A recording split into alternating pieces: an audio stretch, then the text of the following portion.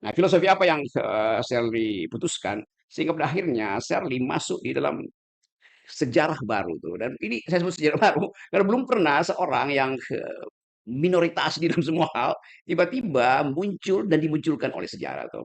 Jadi Mhm. ide pertama yang membuat Shirley percaya bahwa di dalam keadaan apapun, saya perempuan, saya minoritas, saya bisa memimpin.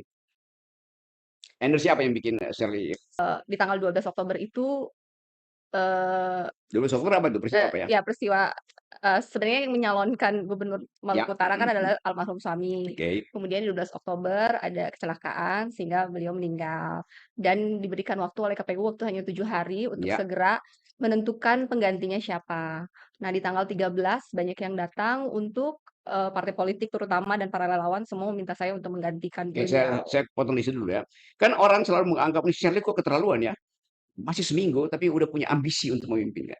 Kan itu juga Iya. bagian dari sinisme orang tuh. Padahal saya kira ada sesuatu yang membuat Shirley memutuskan lebih cepat sebelum momentum itu hilang. Iya, sebenarnya saya secara pribadi pada tanggal 12 kejadian itu, hal yang ada di kepala saya adalah saya pengen pulang bertemu dengan anak-anak saya, meninggalkan semua yang Oke, saya miliki di Maluku Utara ini dan kembali ke Jakarta. Itu yang saya berpikir tanggal oke, 12. Kemudian malamnya saya berdoa, minta hikmat ke Tuhan, minta saya untuk, bisa mengerti dan menerima apa yang sedang terjadi ini. Tanggal 13 saya bangun dengan keadaan yang lebih tenang dan, banyak yang menelpon dari partai politik, relawan, pendukung, WhatsApp ketika tiba di Jakarta pun semuanya datang menanyakan bagaimana, harus ada yang menggantikan, kalau tidak didiskualifikasi.